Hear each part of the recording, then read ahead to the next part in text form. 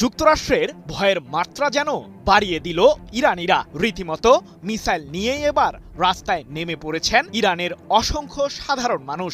এমন পরিস্থিতিতে এখন কি করবেন মার্কিন প্রেসিডেন্ট ডোনাল্ড ট্রাম্প? কারণ সাম্প্রতিক সময়ে তিনি দাবি করেছিলেন যে ইরানের বেশিরভাগ মিসাইলের ভান্ডার যুক্তরাষ্ট্রের বোমা হামলাতেই ধ্বংস হয়েছে। তাহলে এসব মিসাইল কোথায় পেল ইরানের সামরিক বাহিনী?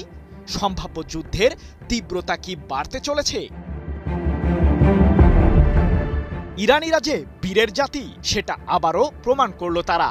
যুক্তরাষ্ট্রের অপশক্তির বিরুদ্ধে একজোট হয়ে পশ্চিমাদের কঠোর জবাব দিল ইরান। ট্রাম্প ভেবেছিলেন সর্বোচ্চ সামরিক শক্তি প্রয়োগ করে ইরানকে বাগে আনতে সফল হবেন তিনি, কিন্তু ঘটল পুরোপুরি উল্টোটা। মার্কিন সামরিক বাহিনীর সদস্যরা নিজেরাই এখন মধ্যপ্রাচ্যে অস্তিত্ব সংকটে পড়েছে। তাই তো নতুন করে আবারও যুদ্ধবিরতি ঘোষণা করেছেন ট্রাম্প।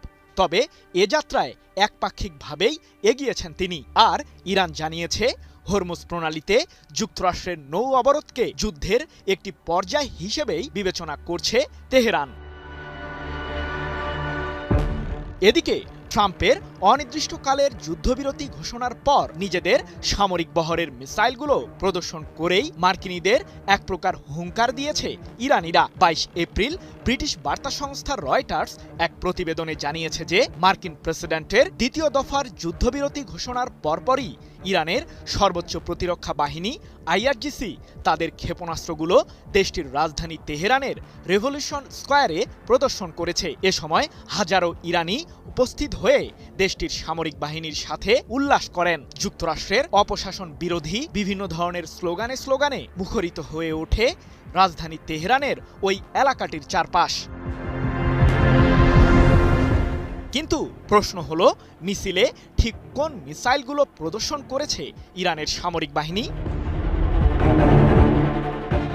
ইরানের মিসাইলের শক্তি সম্পর্কে সাম্প্রতিক যুদ্ধে হাড়ে হাড়ে টের পেয়েছেন মার্কিন প্রেসিডেন্ট ট্রাম্প। তবে তার ভয়ের মাত্রা যেন আরও বেড়ে গেল।